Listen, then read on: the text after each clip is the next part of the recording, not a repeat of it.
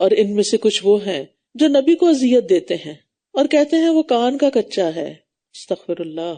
کہہ دیجئے کان تمہارے لیے بہتر ہے اور وہ اللہ پر ایمان رکھتا ہے اور اہل ایمان پر اعتماد کرتا ہے، اور ان لوگوں کے لیے باعث رحمت ہے جو تم میں سے ایمان لائے. اور جو لوگ اللہ کے رسول کو اذیت دیتے ہیں ان کے لیے دردناک عذاب ہے. نبی صلی اللہ علیہ وسلم بڑے ہی حلیم تھے، عفو درگزر کرنے والے تھے، اور جو آپ کے پاس آتا، کوئی اپنی بات سنانا چاہتا، آپ اس کی سن لیتے تھے. اور منافقین کو یہ ڈر ہوتا تھا کہ لوگ ہماری شکایت نہ کریں، جا کے ہماری اسلام دشمنی کی بات نہ بتائیں، تو وہ اللہ کے رسول پر ہی الزام لگانے لگے کہ یہ تو ہر ایک کی باتیں سن لیتے ہیں، تاکہ اپنا بچاؤ کر سکیں، اپنے آپ کو سچا ثابت کر سکیں. یحلفون باللہ لیردوکم، یہ تمہارے سامنے اللہ کی قسمیں کھاتے ہیں تاکہ یہ تمہیں راضی کر دیں، حالانکہ اگر یہ ایمان والے ہیں تو اللہ اور اس کا رسول زیادہ حقدار ہیں کہ یہ اسے راضی رکھے. اور یہ بات ہمارے لیے بھی ہے کہ ہمیں لوگوں کی رضا سے بڑھ کر اللہ کی رضا کے لیے فکر کرنی چاہیے، اور اگر ہمیں لوگوں کو بھی خوش کرنا تو اللہ کی خاطر خوش کرے، اس کا اجر بھی اللہ سے چاہیں. الم یعلموا انہ من یحادد اللہ ورسولہ فان لہ نار جہنم خالدا فیہا ذلک الخزی العظیم. کیا یہ نہیں جانتے کہ جو کوئی اللہ اور اس کے رسول کی مخالفت کرے گا، جو کوئی اللہ اور اس کے رسول کی مخالفت کرے گا تو یقیناً اس کے لیے جہنم کی آگ ہے جس میں وہ ہمیشہ رہنے والا ہے. یہ بہت بڑی رسوائی ہے، یعنی وہاں تکلیف تو ہے ہی، بے عزتی بھی بہت بڑی ہے. منافق اس بات سے ڈرتے ہیں کہ ان پر کوئی ایسی صورت نہ اتار دی جائے جو انہیں ان کے دلوں کی باتیں بتا دے. کہہ دیجئے کہ تم مذاق اڑاتے رہو، بے شک اللہ اسے ظاہر کرنے والا ہے جس سے تم ڈرتے ہو. اور یہ منافقین کے بارے میں تو ہے ہی، لیکن ایک عام زندگی کا بھی اصول یاد رکھیں کہ جس چیز کا آپ کو خوف آنے لگے نا، اس کو توکل سے کاؤنٹر کریں. یعنی مجھے ڈرنے کی ضرورت نہیں، اللہ میرا مددگار ہے، میرا اللہ میرا کام کرے گا، میرا اللہ میرے لیے آسانی کرے گا. توکل توکل، کیونکہ کہا جاتا ہے اور اس پر ریسرچز بھی ہو رہی ہیں کہ جس چیز سے بعض اوقات ہم ڈرتے ہیں اس کی کوئی حقیقت نہیں بھی ہوتی، تو بعض اوقات وہ اوور تھنکنگ کی وجہ سے سوچ سوچ کے وہ ہو بھی جاتی ہے. کیونکہ وہ ایک لا آف اٹریکشن آپ نے پڑھا ہوگا کہ جن چیزوں کے بارے میں ہم سوچتے رہتے ہیں ان کی طرف ایک اٹریکشن ہو جاتی ہے، اور ان چیزوں کی بھی ہو جاتی ہے. اس لیے کہتے ہیں کہ جب کتے کے پاس سے گزرے تو ڈرے نہ، کیونکہ اس کی سینسز اتنی تیز ہیں کہ وہ ہمارے ڈر کو بھی محسوس کر لیتا ہے، اور پھر ہماری کمزوری سمجھتے ہوئے وہ اٹیک بھی کر سکتا ہے. تو اپنے اوپر کنٹرول رکھے، بھاگے نہیں. اسی طرح بھینس کو دیکھ کے کبھی نہیں بھاگے، کیونکہ وہ پیچھے بھاگ پڑتی ہے. کچھ جانور ہوتے ہیں نا کہ اگر آپ بھاگے تو وہ آپ کو گرا دیں گے. وہ کیوں ایسا سمجھتے ہیں؟ وہ سمجھتے ہیں آپ ان پہ اٹیک کرنے لگے ہیں، تو وہ اپنے دفاع میں. اسی طرح جیسے سانپ ہے تو اس کو جب یہ محسوس ہوتا ہے کہ آپ اسے مارنے لگے ہیں تو وہ فوراً اٹیک کرتا ہے، اور یہی باقی جانوروں کا حال بھی ہے. تو اس سے یہ پتہ چلتا ہے کہ انسان کو بس اللہ سے ڈر کے غلط کام کو چھوڑ دینا چاہیے، کیونکہ اللہ سبحانہ وتعالی دلوں کے رازوں سے واقف ہے. اور اگر آپ ان سے پوچھیں تو یہ ضرور کہیں گے ہم تو بس گپ شپ اور دل لگی کر رہے تھے. یعنی جب آپ کے پاس کوئی خبر آتی ہے اور آپ تحقیق کرنا چاہتے تو یہ بس ٹال مٹول کر دیتے. کہہ دیجئے کیا اللہ سے اور اس کی آیات سے اور اس کے رسول سے تم مذاق کر رہے تھے؟ یعنی منافقین کی حقیقت کھل جاتی تو اس پر وہ بہانے بنانے لگتے. لیکن یہ ہم سب کو بڑی اچھی طرح سمجھ لینا چاہیے کہ اگر کسی مجلس میں کوئی دین کی بات کر کے ہنسے یا دین والے پہ ہنسے تو ہم نے سنجیدگی اختیار کرنی ہے، کیونکہ اللہ، اس کا رسول اور اس کے دین کے احکامات ہنسی مذاق کے لیے نہیں ہے. لا تعتذروا، تم عذر پیش نہ کرو، یقیناً تم نے اپنے ایمان کے بعد کفر کا ارتکاب کیا. اگر ہم تم میں سے ایک گروہ کو معاف بھی کر دیں تو ہم دوسرے گروہ کو اس وجہ سے عذاب دیں گے کہ یہ ہیں ہی مجرم لوگ. یہاں پر کیا بات پتہ چل رہی ہے کہ دین کی باتوں کا مذاق اڑانے والا کفر کا ارتکاب کرتا ہے. قد کفرتم، یہ مذاق اڑا کے تم نے کیا کیا؟ کفر کیا. اور یہ خوشخبری بھی مل رہی ہے کہ جس نے نفاق سے توبہ کر لی اور پھر آئندہ زندگی مخلص ہو کر بسر کی تو اللہ تعالیٰ اسے معاف کر دیتا ہے. تو توبہ کی ترغیب دی جا رہی. المنافقون والمنافقات بعضهم من بعض، منافق مرد اور منافق عورتیں سب ایک ہی طرح کے ہیں. وہ برائی کا حکم دیتے ہیں اور بھلائی سے روکتے ہیں. یاد رکھیے کسی کو بھی نیکی کے کام سے روکنا نفاق کی علامت ہے.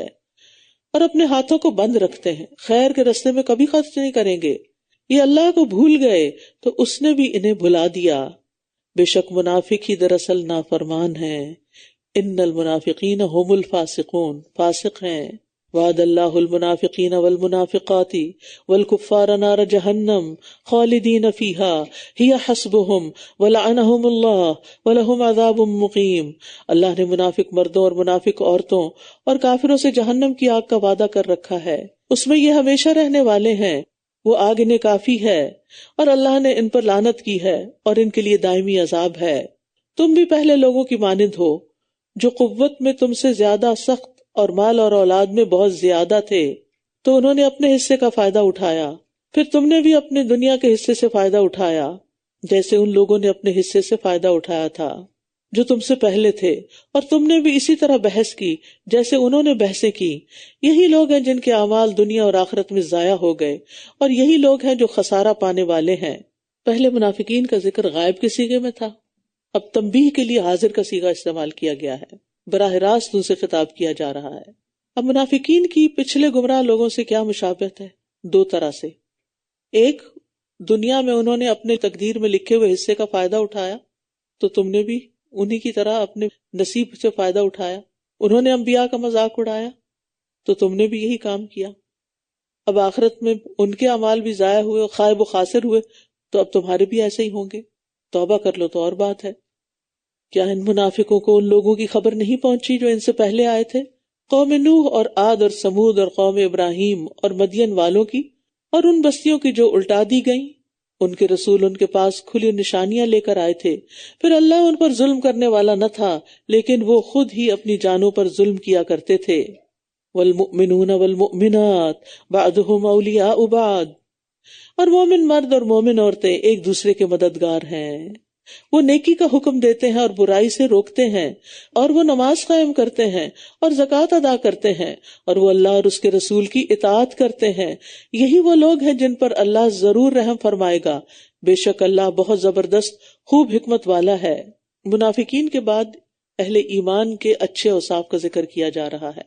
ان کی اچھی عادتیں کیا ہیں کہ وہ سب ایک دوسرے کے اولیاء یعنی دوست، محبت کرنے والے، مدد کرنے والے ہیں، ایک دوسرے کے کام آنے والے ہیں.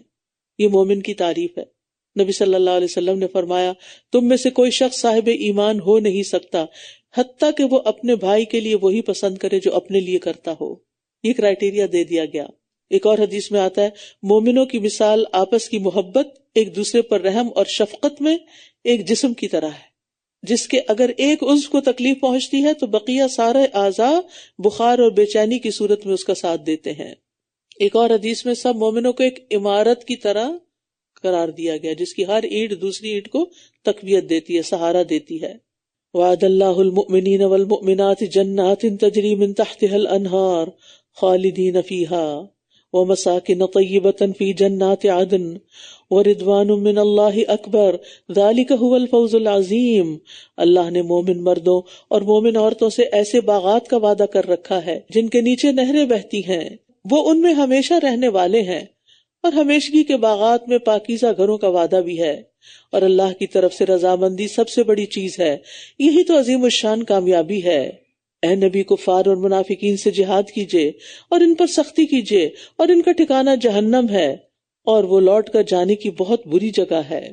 اصل میں منافقین کے ساتھ اب تک بہت حسن سلوک ہو رہا تھا، لیکن اس سے ان کی سرکشی میں ہی اضافہ ہوا. نبی صلی اللہ علیہ وسلم مدینہ آنے پر طویل مدت تک ان سے نرمی برتتے رہے، ان کی سازشوں کو اگنور کرتے رہے، لیکن اس حسن سلوک کی وجہ سے ان کی سرکشی اور بڑھ گئی کہ کوئی نقصان نہیں، کچھ نہیں ہوتا. کچھ لوگ ایسے ہوتے ہیں نا کہ اگر آپ ان کے ساتھ نرمی کریں تو اور سر چڑھ جاتے ہیں، لیکن کچھ لوگ ہوتے ہیں کہ آپ نرمی کریں تو وہ آپ کے دوست بن جاتے ہیں. تو آخر میں اب منافقین پر سختی کرنے کا حکم دیا گیا. تو سورۃ توبہ قرآن مجید کے آخر میں نازل ہونے والی سورتوں میں سے ہے، اور آخری حکم کیا ہے کہ اب نرمی اور درگزر کی بجائے ان پہ سختی کی جائے. آپ اب تک جو نرمی اور چشم پوشی سے کام لے رہے تھے، اب ان کے قصور پر ان کو پکڑا جائے. یہ لوگ اللہ کی قسمیں کھاتے ہیں کہ انہوں نے وہ بات نہیں کہی، حالانکہ یقینی طور پر انہوں نے کلمہ کفر کہا تھا، اور انہوں نے اپنے اسلام لانے کے بعد کفر اختیار کیا اور اس کام کا ارادہ کیا جو یہ پورا نہ کر سکے، اور انہوں نے صرف اس بات کا انتقام لیا کہ اللہ اور اس کے رسول نے اپنے فضل سے انہیں غنی کر دیا ہے. پھر اگر یہ توبہ کر لیں تو یہ ان کے حق میں بہتر ہوگا، اور اگر یہ منہ موڑتے ہیں تو اللہ انہیں دنیا اور آخرت میں دردناک عذاب دے گا، اور ان کے لیے زمین میں نہ کوئی دوست ہوگا اور نہ کوئی مددگار۔ منافقین اپنی نجی مجلسوں میں کفریہ باتیں کرتے تھے، لیکن جب پردہ چاک ہو جاتا، راز فاش ہو جاتا، تو آ کر جھوٹی قسمیں کھا کے مکر جاتے تھے، اور جب گواہیوں سے بات ثابت ہو جاتی کہ نہیں واقعی انہوں نے غلط بات کہی ہے، تو بہانہ بنا لیتے کہ ہم تو ایسے ہنسی مذاق کر رہے تھے، we are just kidding laughing, ہم تو مذاق کر رہے تھے اور آپ سیریس ہو گئے۔ یہ بات عام طور پہ لوگ کرتے ہیں نا، جب کہ آپ کے مذاق کو مائنڈ کرے، کہتے ہیں کہ تم تو ایسے سیریس ہو جاتے ہو، اور پھر یہ کہ قسمیں کھانے لگتے، قسموں کو ڈھال بنا لیتے۔ تو یہ ان کا طرز عمل تھا۔ اور ان میں سے بعض وہ ہیں جنہوں نے اللہ سے عہد کیا تھا کہ اگر وہ ہمیں اپنے فضل سے کچھ عطا کرے گا تو ہم ضرور صدقہ کریں گے اور ہم ضرور نیک لوگوں میں سے ہو جائیں گے۔ ہم میں سے بھی بہت سے لوگ یہ کرتے ہیں نا کہ اگر ہمارے پاس اتنا مال آ جائے تو پھر ہم اتنا تو ضروری اللہ کے راستے میں دے دیں گے، اور جب وہ مال آ جاتا ہے تو پھر ہم سوچ میں پڑ جاتے ہیں، پھر ہم اس میں کم کر دیتے ہیں یا ختم ہی کر دیتے ہیں اپنے پروگرام کو۔ فَلَمَّا آتَاهُم مِّن فَضْلِهِ بَخِلُوا بِهِ وَتَوَلَّوْا وَهُمْ مُعْرِضُونَ، پھر جب اللہ نے انہیں اپنے فضل سے نواز دیا تو یہ اس کے ساتھ بخل کرنے لگے اور منہ موڑ گئے، اور یہ تھے ہی اعراض کرنے والے۔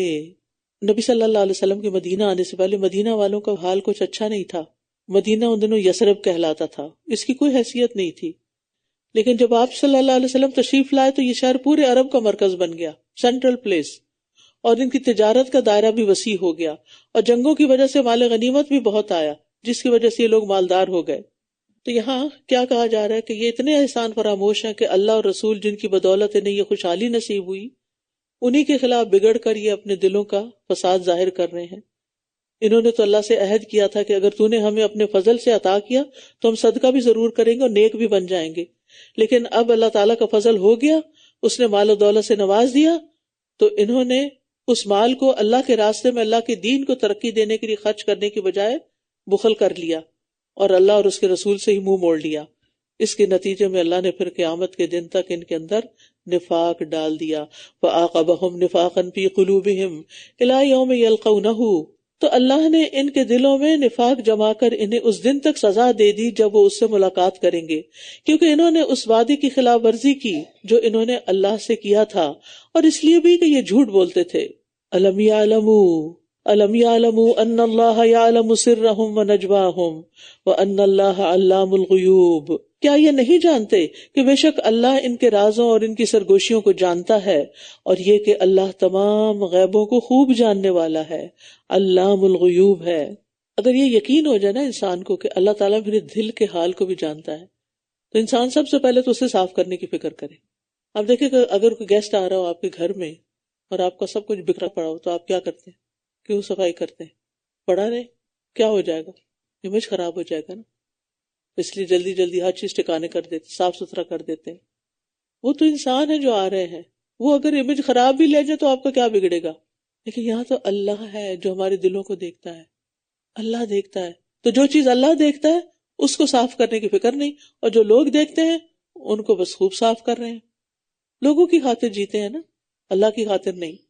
وہ لوگ جو خوش دلی سے صدقات دینے والے اہل ایمان پر تانا زنی کرتے ہیں، اور ان لوگوں پر بھی جو اپنی محنت کے سوا کچھ نہیں پاتے، تو یہ ان کا مذاق اڑاتے ہیں، اللہ ان کا مذاق اڑاتا ہے اور ان کے لیے دردناک عذاب ہے۔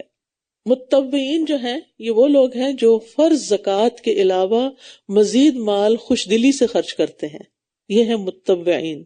طوعاً و کرہاً ہوتا ہے نا، تو طوعاً دل کی خوشی سے خرچ کرنا، اور کچھ لوگ ایسے ہوتے ہیں کہ جو کرنا چاہتے ہیں لیکن ان کے پاس ہوتا کچھ نہیں سوائے اپنی محنت کے کمائے ہوئے کے۔ الا جہدہم، یعنی جہد کا معنی محنت اور مشقت ہے، یعنی وہ لوگ جو مالدار نہیں لیکن محنت مشقت کر کے کمایا ہوا تھوڑا مال بھی خرچ کرتے ہیں۔ تو غزوہ تبوک میں خرچ کرنے والوں کے بارے میں پھر کیا ہوا؟ منافقین نے باتیں کی، کیونکہ کچھ مسلمانوں نے بہت تھوڑا خرچ کیا تھا۔ جو مخلص مسلمان لے کر آتے اگر زیادہ لاتا تو کہتا ریاکاری کر رہا ہے، دکھاوے کے لیے لایا، کم لاتے تو کہتا اللہ کو اس کی کیا ضرورت ہے، اس کے بغیر بھی اللہ کا کام چل جائے گا۔ دونوں صورتوں مذاق اڑاتے، کسی سے بھی راضی نہیں تھے۔ یہی موقع تھا کہ جب حضرت عمر اپنے گھر کا نصف سامان، حضرت ابوبکر سارا سامان لے کر آئے۔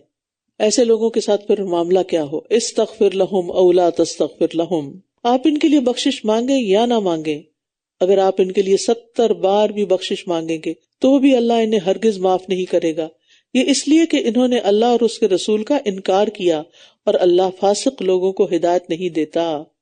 تو اللہ کے رسول سے پیچھے رہنے والے منافق اپنے بیٹھے رہنے پر خوش ہو گئے۔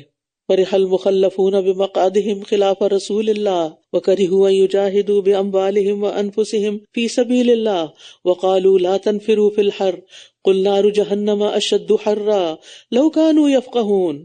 اللہ کے رسول سے پیچھے رہنے والے منافق اپنے بیٹھے رہنے پر خوش ہو گئے، اور انہوں نے ناپسند کیا کہ وہ اللہ کے راستے میں اپنے مالوں اور اپنی جانوں کے ساتھ جہاد کریں، اور کہنے لگے گرمی میں مت نکلو، کہہ دیجئے جہنم کی آگ کہیں زیادہ گرم ہے، کاش یہ سمجھتے ہوتے۔ یعنی موسم کو بہانہ نہیں بنانا چاہیے، آج بہت سردی تھی، آج سنو تھی، آج گرمی تھی، آج نہیں، جو کام کرنا ہے وہ تو کرنا ہی ہے۔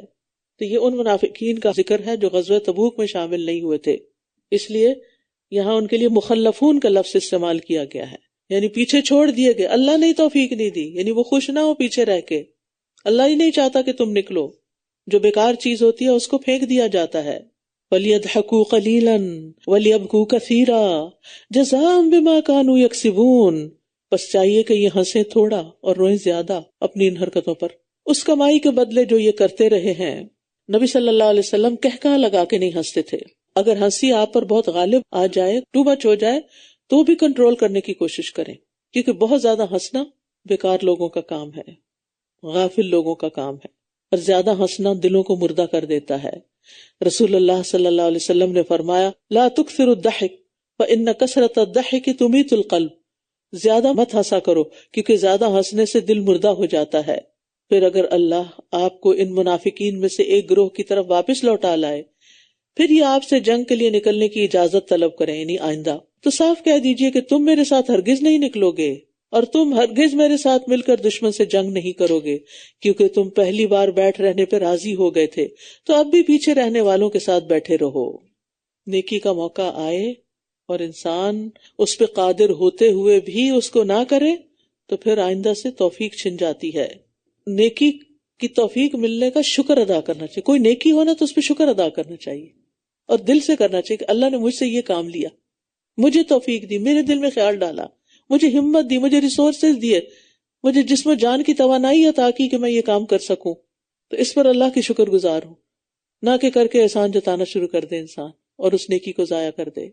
تو ان لوگوں کا حال یہی تھا، انہوں نے چونکہ پہلے انکار کر دیا ساتھ جانے سے، لہٰذا آئندہ کے لیے ان کا راستہ بند کر دیا کہ اب تم نہیں جا سکتے۔ اس سے یہ پتہ چلتا ہے کہ انسان کے اعمال کے کانسیکوینسز ہوتے ہیں۔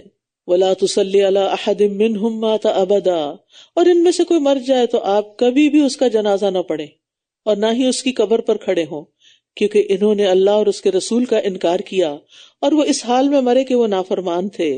عبداللہ بن ابی جو منافقین کا سردار تھا، جب فوت ہوا تو اس کا بیٹا نبی صلی اللہ علیہ وسلم کے پاس آیا، کہنے لگا کہ مجھے اپنی قمیص دے دیجیے کہ میں اسے کفن دوں، آپ اس پر جنازہ بھی پڑھ دیں، اس کے لیے بخشش کی دعا کر دیں، کہ ظاہر باپ تھا۔ تو نبی صلی اللہ علیہ وسلم نے اپنی قمیص دی اور فرمایا کہ مجھے اطلاع دینا، میں اس کا جنازہ پڑھ دوں گا۔